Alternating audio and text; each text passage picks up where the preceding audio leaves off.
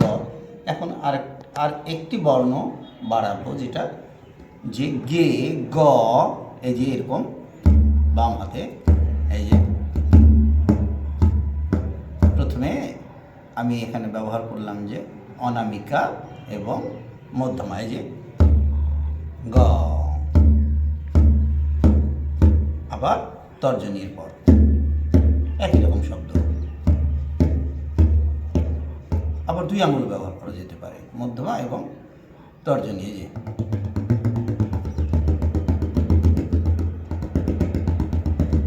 এটা প্র্যাকটিস করা লাগতো। এখন তে রে কে টে তা গ, এই যে গোড়ালি, ঠিক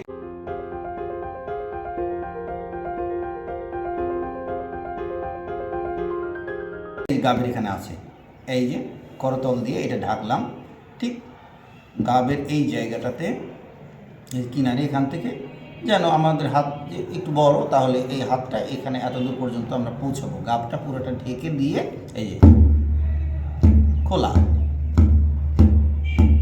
এখানে সামান্য একটু উঁচু হয়, এই যে এরকম করছি না, কিন্তু এরকম করছি না, হাতটা এখানে বসে আছে ঠিক এই জায়গায়, এই জায়গাটা ফাঁকা থাকবে।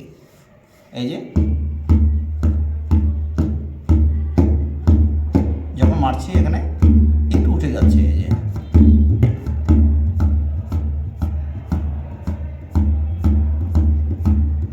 হাত ইজি থাকছে কিন্তু। হ্যাঁ, তাহলে তে রে কে টে তা গ, এটা কাজ থাকবে তে রে কে টে তা গ।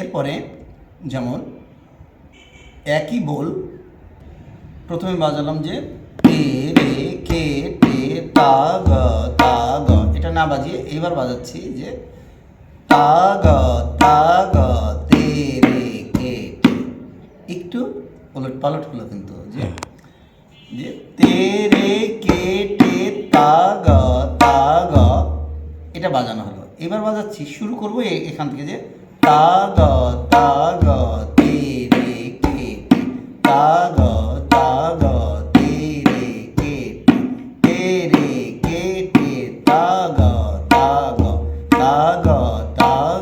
তে রে কে। এর সাথে আমি জোড়া দিচ্ছি, তে রে কে টে তা গ তে রে কে টে।